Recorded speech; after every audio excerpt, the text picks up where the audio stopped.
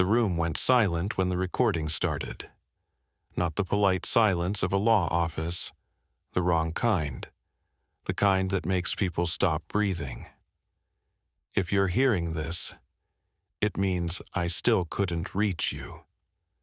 I knew the voice instantly, even though I'd been told for years that he stopped asking about me.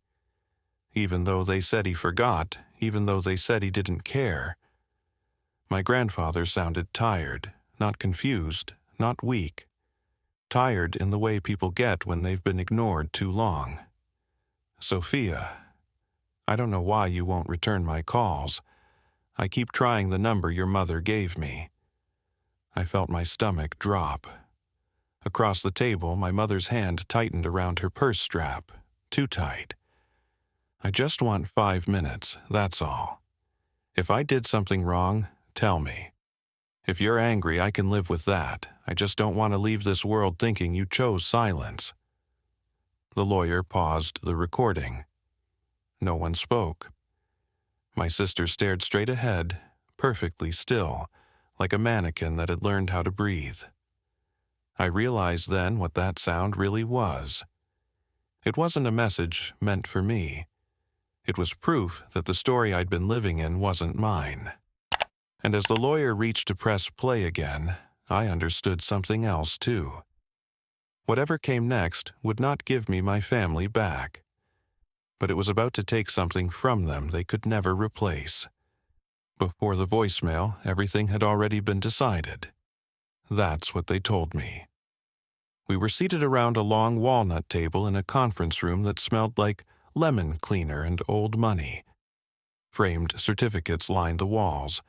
Degrees, licenses, proof that truth here would be delivered with perfect grammar and no mercy. My sister sat to my left. Perfect posture, neutral expression. The face she wore whenever cameras or relatives were around. She'd chosen cream instead of black, subtle but intentional. She always understood optics better than anyone. My mother sat across from me, hands folded, composed. The kind of calm that isn't peace, but control. She hadn't looked at me once since I walked in. The lawyer cleared his throat and began reading numbers. Assets, properties, accounts. Each line landed gently in my sister's lap. Then he reached my name. There was a pause. Not dramatic, procedural. As for Sophia, he said, glancing down, no direct inheritance was designated. No gasp, no shock. They'd prepared me for this my whole life. My mother finally looked up, offering a small, sad smile, the one that meant be mature. My sister didn't even turn her head. She already knew. I nodded. I even smiled back. Because this was the role I'd rehearsed since childhood. The reasonable one. The low-maintenance one. The one who didn't ask why love always came with conditions. The lawyer continued, but I barely heard him. All I could think was how often I'd been told, "You're strong. You don't need help. You'll understand when you're older." I was older now. And understanding felt a lot like standing in a room where everyone had agreed, quietly, efficiently, that I was expendable. Then the lawyer closed the folder. "There is," he said carefully, "one additional item." My mother's spine stiffened. "A personal instruction," he continued, "left by your grandfather. It was to be disclosed only if Sophia was present." That was when the air changed. Not panic, not yet, but anticipation, sharp and unwelcome. My mother inhaled through her nose, slow and controlled, as if bracing for cold water. And for the first time that morning, I felt something unfamiliar settle in my chest. Not hope, permission. Because whatever my grandfather had left behind, I knew one thing already. He hadn't forgotten me. And someone in this room had worked very hard to make sure I believed he had. The lawyer didn't open a document. He reached instead for his phone. That alone was wrong. "This," he said, placing it flat on the table, screen down, is not part of the will. My mother's jaw tightened. Just for a second, the kind of fracture only people who know her well would notice. It's a voicemail, the lawyer continued, left 2 weeks before your grandfather passed. He instructed me to preserve it, untouched. My sister finally turned her head. Why wasn't this shared earlier? She asked, tone light, almost bored. Because, the lawyer said evenly, your grandfather was explicit. It was not to be played unless Sophia was physically present. Silence, not resistance, calculation. My mother leaned back in her chair. People say many things near the end, she said softly. He was emotional. The lawyer didn't respond. He simply turned the phone face up. My name was on the screen, not typed, spoken. He pressed play. Sophia, it's me again. My breath caught. Not because I was surprised, but because the voice sounded clear, grounded, himself. I keep calling the number your mother gave me. It rings. Sometimes someone answers and hangs up. Sometimes it doesn't. Across the table, my sister's knee stopped bouncing. If you're angry with me, I deserve to hear it. If you're busy, I can wait. I just don't understand why you won't speak to me anymore. I stared at my hands. They were shaking. I asked your mother if you'd changed your number. She said you wanted space, that you said goodbye already. That's when my mother spoke. He was confused, she said quickly. You can hear it. He mixed things up at the end. The lawyer didn't pause the recording. If this is the last time I call, I need you to know something. The room leaned forward without realizing it.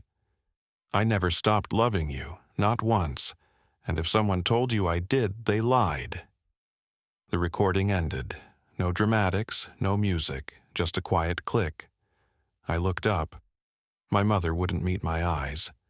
My sister stared at the phone like it had just accused her of something she couldn't deny. And in that moment, something irreversible happened. Because the question was no longer why I was excluded. It was who decided I should be. No one rushed to explain anything. That was the first thing I noticed. If the voicemail were a misunderstanding, someone would have jumped in, corrected it, softened it, reframed it. Instead, my mother reached for her water glass and took a careful sip, buying time. That proves nothing, she said finally. Calm, measured. He was old. He misunderstood what was said to him. By whom? The lawyer asked. A small question, a dangerous one.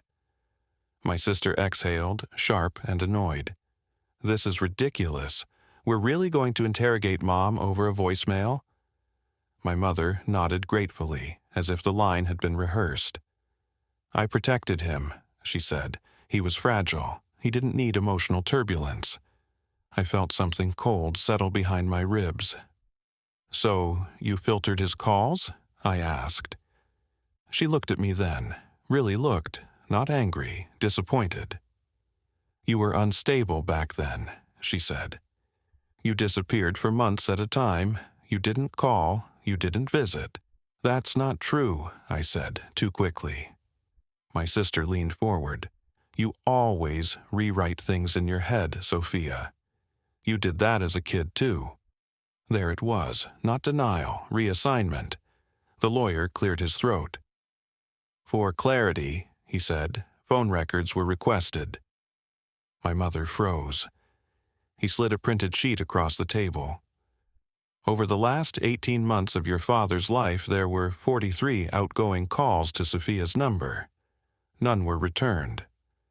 I stared at the paper. That's not my number, I said quietly. My sister scoffed.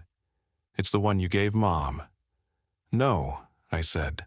I've had the same number since college. The lawyer turned the page.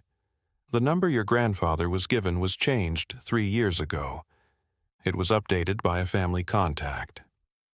He looked directly at my mother. She didn't argue, didn't cry. She simply said, I did what I thought was best. That was when I understood the scale of it. This wasn't one lie, it was a system. Calls redirected, messages filtered, absence engineered. They hadn't stolen money from me, they had stolen time. And the worst part was this. They had done it so cleanly that even now, they believed it had been their right. The meeting should have ended there. That's what my sister clearly expected. She leaned back in her chair, arms crossed, already done with me, with the voicemail, with the inconvenience of truth. In her world, damage was something you waited out. Eventually, people got tired. Eventually, things went back to normal. My mother folded the phone records neatly, aligning the edges. "You're making this bigger than it needs to be," she said to me. Not defensive, corrective. "Your grandfather was emotional. He relied on me to manage things." "Manage," I repeated. "Yes," she said, "shield him. You were unpredictable back then, in and out, always questioning, always upset. It wasn't healthy for him." "For him," I said. She nodded. "For everyone." The lawyer didn't interrupt. He let the silence stretch, let the weight of her words settle where they belonged. Then he asked, "Did you ever inform Sophia that her grandfather was trying to reach her?" My mother's answer came too fast. "No. Why not?" "Because," she said evenly, "she had moved on." I felt my throat tighten. "You told me he didn't want to see me." She shrugged, a small practiced motion.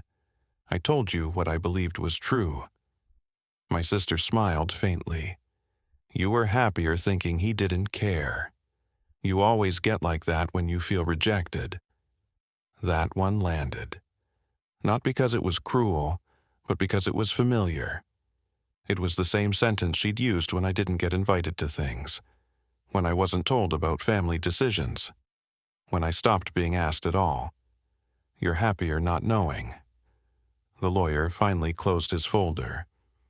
"There is," he said, "a related matter." My sister sighed. "Of course there is." He turned to me.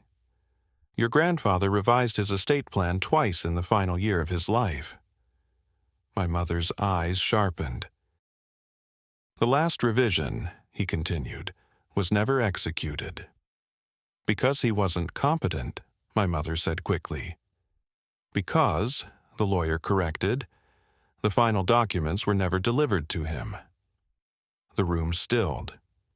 "They were signed by his attorney," he said, "prepared, finalized, and withheld." My sister's smile vanished. "Withheld by whom?" I asked. The lawyer didn't answer immediately. He reached into his briefcase and pulled out a sealed envelope. The wax was intact. "This," he said, "was found in your grandfather's desk. It was addressed to you, Sophia, and marked only if I'm gone." My mother stood up. "That's enough," she said sharply. "This has gone too far." The lawyer looked at her, calm and immovable. "No," he said, "this is exactly where it was meant to go." Because whatever was inside that envelope wasn't about inheritance anymore. It was about intent. And intent, once proven, changes everything. The envelope was heavier than it looked. Not in weight, in consequence.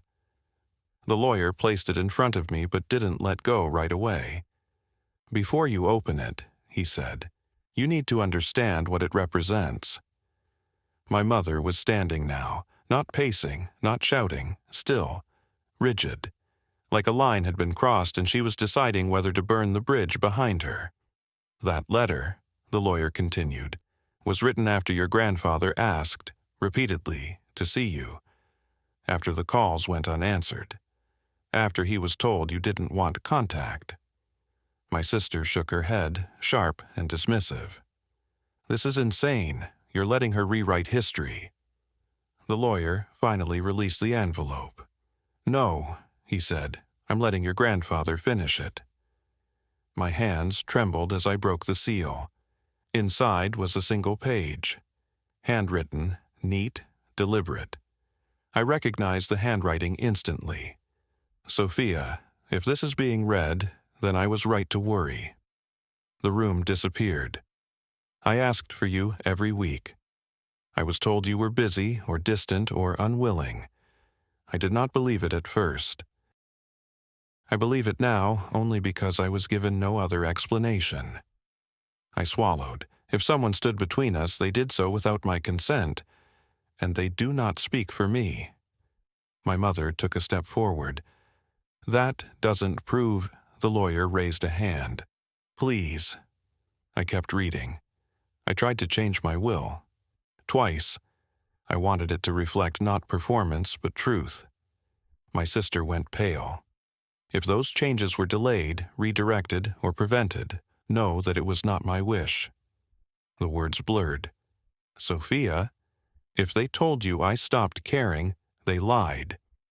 If they told me you stopped loving me, they lied. And if they are sitting in the same room as you when this letter is read, then you already know who they are. I lowered the page. No one spoke. Not because they were shocked, because the balance had shifted. This wasn't me against my family anymore.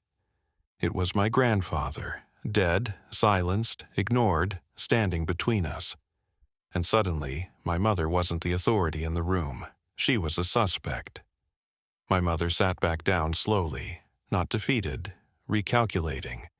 This is emotional manipulation, she said at last. You're letting grief distort facts. The lawyer looked at her. Then let's talk about facts. He tapped the phone on the table again. That voicemail wasn't an isolated incident. My sister straightened. What does that mean? It means, he said, there were others. He swiped, then turned the phone so we could all see the screen. A list, dates, times, voicemail after voicemail. My grandfather's voice filled the room again, shorter messages, tighter, more strained. I was told you didn't want to talk.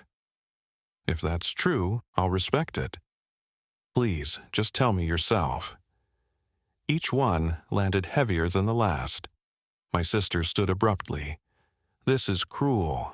You're parading a dying man's confusion. The lawyer didn't look at her. 3 days before his death, he said, your grandfather attempted to call Sophia from the hospice phone. My chest tightened. The call was blocked. My mother's head snapped up. That's impossible. It isn't, he said calmly. The hospice uses a call routing system. Numbers can be restricted. Silence. And the request to restrict that number, he continued, came from a listed family contact. He finally looked at my sister, her face drained of color. I didn't, she started. You signed the form, the lawyer said. You said Sophia was a source of emotional distress. I stared at her. She looked at me then, really looked, not angry, afraid. I was protecting him, she said weakly. He was upset every time he asked about you. Because you told him I didn't care, I said. She swallowed. Mom said it was for the best. There it was. Not just one architect, a relay. My mother closed her eyes. Just for a second. Then she said, you wouldn't have survived the truth back then. I laughed, a sharp, broken sound. You didn't protect him, I said. You protected the version of this family where I didn't matter. No one contradicted me. Because at that point, the betrayal wasn't theoretical. It had signatures, dates, recordings. And the cruelest part wasn't that they lied. It was that they coordinated. No one asked me what I wanted. That's how I knew things were breaking down. My mother turned to the lawyer, not to me. This is becoming hostile, she said. We can pause this, revisit it privately. Privately, where voices disappear, where records get reinterpreted, where I become difficult again. My sister nodded too quickly. She's overwhelmed. This isn't healthy. They were closing ranks. The lawyer didn't respond right away. He looked at me instead, not with sympathy, with something closer to warning. "Before we adjourn," he said, "there is one final disclosure." My mother stiffened. "You said the letter was the last item." "It was," he said. "This is separate." He slid another document across the table, a hospice intake form, highlighted. "During the final week," he continued, "your grandfather requested a visit from Sophia. Twice." My chest tightened. Both requests were denied. My sister shook her head. "That's not true." "The reason given," the lawyer said evenly, "was patient distress triggered by family estrangement." My mother stood again. "This is absurd. He was fragile." "No," the lawyer said. "He was lucid."